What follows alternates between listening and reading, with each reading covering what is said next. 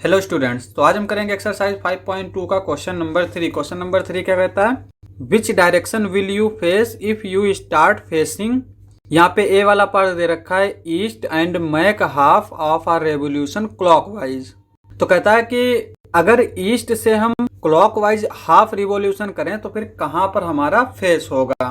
अब यहाँ पे देखो डायरेक्शन हमारी कितनी होती हैं, 4 डायरेक्शन होती हैं। पहली इधर नॉर्थ होती है, इधर ईस्ट, इधर वेस्ट और इधर साउथ।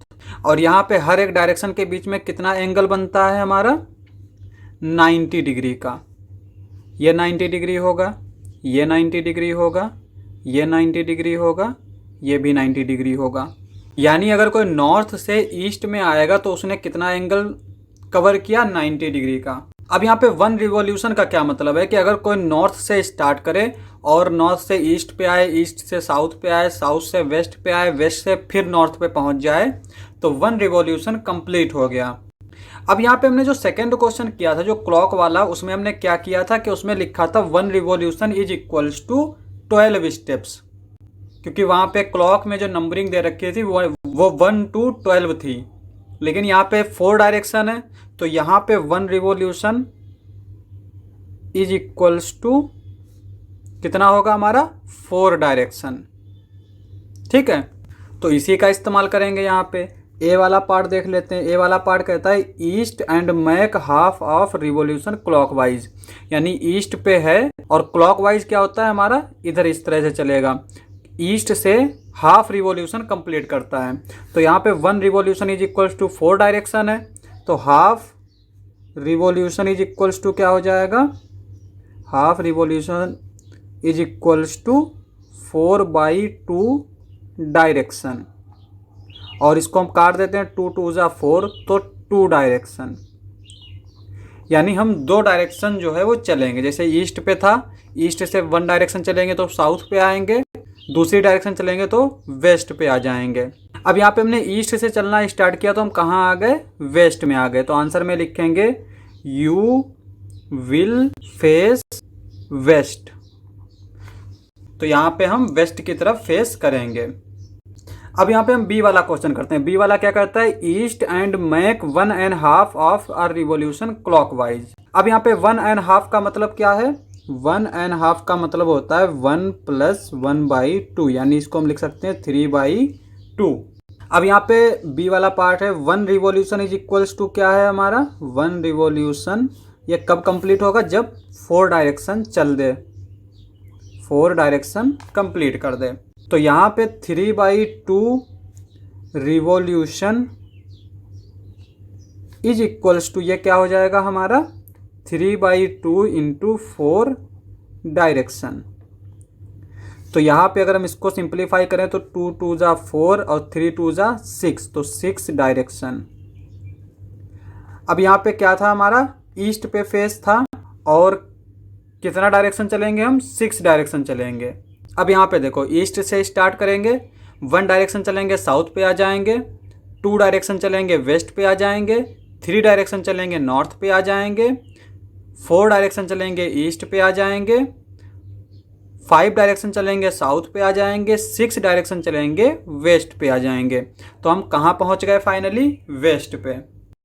तो यहाँ पे हम आंसर में लिखेंगे यू विल फेस वेस्ट।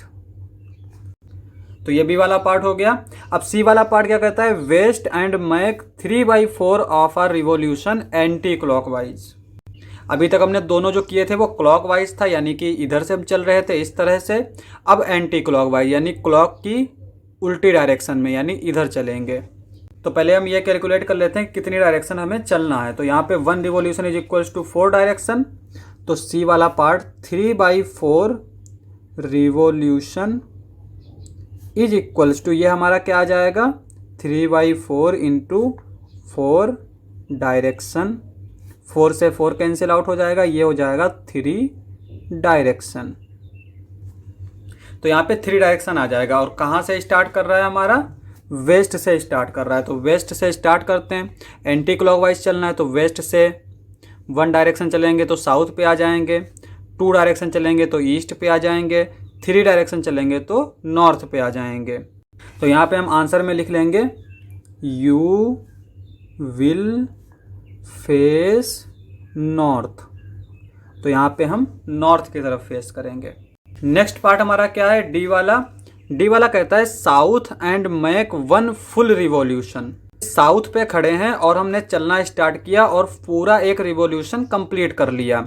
उसके बाद में अंदर ब्रैकेट में लिखा है शुड वी स्पेसिफाई क्लॉकवाइज और anticlockwise for this last question, why not. यहाँ पे कह रहा है कि हमें क्या स्पेसिफाई करना पड़ेगा कि ये क्लॉकवाइज चलो या फिर एंटी क्लॉकवाइज चलो इस फोर्थ पार्ट के लिए, और अगर नहीं करना पड़ेगा तो हम उसका रीज़न देंगे क्यों नहीं।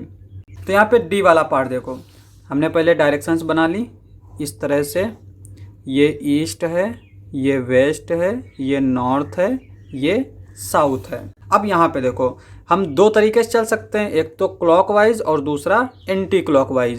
अब अगर हम साउथ से स्टार्ट करें तो यहाँ पे देखो साउथ से हम अगर क्लॉकवाइज स्टार्ट करें तो पहले वेस्ट पे जाएंगे, फिर नॉर्थ पे जाएंगे, फिर ईस्ट पे जाएंगे और फिर साउथ पे आएंगे, क्योंकि हमें पूरा वन रिवॉल्यूशन कंप्लीट करना है। तो क्लॉकवाइज में भी हम कहाँ पहुँच गए, साउथ पे पहुँच गए। अब यहाँ पे अगर हम एंटी क्लॉकवाइज चलें तो साउथ से ईस्ट पे जाएंगे, ईस्ट से नॉर्थ पे जाएंगे, नॉर्थ से वेस्ट पे जाएंगे, वेस्ट से फिर साउथ पे हम आ गए। अब यहाँ पे देखो हम चाहे क्लॉकवाइज चलें चाहे एंटी क्लॉकवाइज चलें, लेकिन हम पहुँच गए साउथ पे ही। तो इसलिए हमें इसमें क्लॉकवाइज या फिर एंटी क्लॉकवाइज को स्पेसिफाई करने की ज़रूरत नहीं है। अगर हम किसी और डायरेक्शन पर पहुँच रहे होते तब हमें जो है स्पेसिफाई करने की ज़रूरत पड़ती। तो यहाँ पे डी वाला आंसर क्या आ जाएगा हमारा, because you will face south. क्योंकि साउथ से चले और साउथ पे ही फेस है तो इसलिए हमें स्पेसिफाई करने की ज़रूरत नहीं है। क्वेश्चन समाप्त। नेक्स्ट लेक्चर में करेंगे नेक्स्ट क्वेश्चंस। आज के लिए बस इतना ही।